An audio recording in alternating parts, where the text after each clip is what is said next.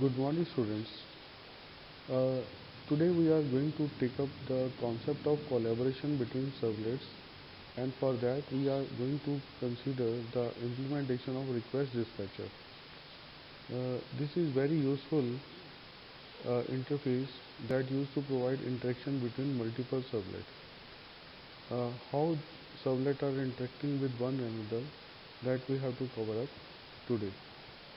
Uh, this is an important topic of discussion as far as examination is concerned. That is also true, but at the same time, whenever you are writing uh, enterprise application, in that case, that is again an important point to be discussion. Let us start. Request dispatcher is an interface. It is provided in javasc.servlet package. It used to have two particular methods. One is forward method and another is include method. In the particular session, we try to check out how to get the object of request dispatcher. We'll go through an example of request dispatcher interface. If we are going through the definition, the request dispatcher interface provides the facility of dispatching the request to another resource. It may be HTML, servlet or JSP. This interface can also be used to include the content of another resources also. It is one way of servlet collaboration. Now, if you are going through the definition, it automatically highlights you a few points that is request dispatcher. Either it can forward the request to another page, or it can include the outcome of another page within itself. So depending upon the requirement, you can go ahead with a particular implementation of request dispatcher interface. Now, if you are looking at the overall discussion about the request dispatcher, the most of the things are moving around the definition of two particular discussion. One is definition of forward method. It used to have following signature: public void forward, servlet request, servlet response. These are the two parameters.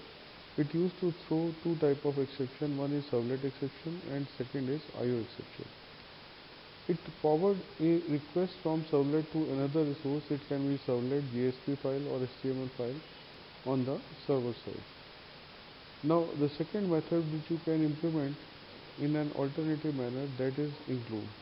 The signature of that is public void include.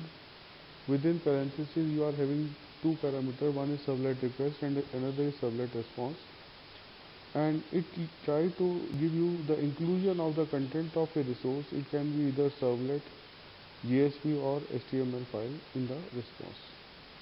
So in that way you can go ahead with the implementation of request dispatcher interface that used to take up the implementation of either of the two methods. One is forward and another is include. Now the thing is, if you are looking at the overall functionality associated, in case of forward method, suppose if you are looking at the diagram, a client request is generated in step 1. Servlet 1 used to generate response that used to intercept the request. Then again, if you are forwarding the request to servlet 2, in that case response is generated by the servlet 2.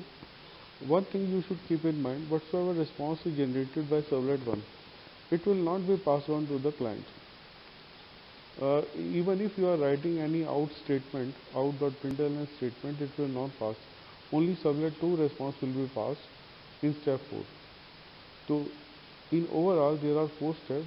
First is servlet request, that is passed on from client to servlet 1.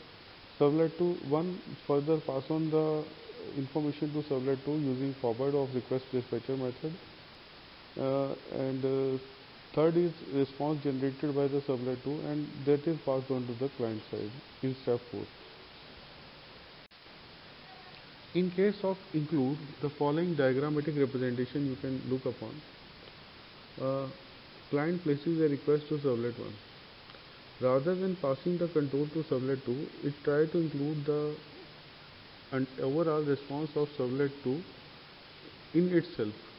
That means servlet 1 try to include the response of servlet 2 in itself and try to generate the final response in step 4.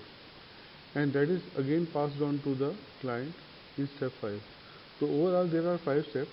The only difference over here is the servlet 2 do not pass the response to the client directly, rather servlet 2 response is included in servlet 1 and that is passed on to the client in step 5. In case if you want to consider inclusion, so in that case you can call the include method with the request dispatcher. Now we are going to take up one example of request dispatcher interface. Within that we are going to take up index file, further login.java file and welcome servlet file, and web.xml will considered as deployment descriptor for servlet file. Just try to go through the particular information and we will take up the things in the slides further. The overall process of request dispatcher will be considered on the basis of following diagram. In the login window which will appear in the index.html, that will take up the content of ID and password or username or password from the client. After clicking on servlet login, validate servlet will be considered if it is validated. In that case, forward will pass on the response to the welcome servlet. Otherwise, you will get the message and that will be displayed with the index.html file with information that username and password is not proper. So what we try to do, we try to include the information from index.html within the servlet 1 itself in case if error appears. Otherwise, response will be forwarded to the welcome servlet itself after validation. This is the index.html file where you are going to create a form. The action will consider passage of control from index file to servlet 1 with method post. Input type text and name, username will be the name of the particular attribute which you will receive in the request part. Second is input type password, name is user pass, that is the name of attribute which you will again receive with the request object, and last is input type submit. If you are looking at the login.java, that will try to retrieve the two parameters from the client side, and if p is equal to servlet, this is the validation condition which we are considering. In that case, we are going to create request dispatcher RD object that used to be created with the request.getRequest dispatcher call with the value as servlet as parameter, and rd.forward will pass on the control to the next servlet. And in else part, you are again considering request dispatcher object with index.html with out.println, that is displaying the error which is received at the login.java after validation part. In welcome servlet, you do have following coding. You just retrieve the username part and you are displaying a welcome message on the screen with out.println. The most of the content which are being given over here, they are very simple. Do post method is overridden over here, and welcome servlet is the name of class.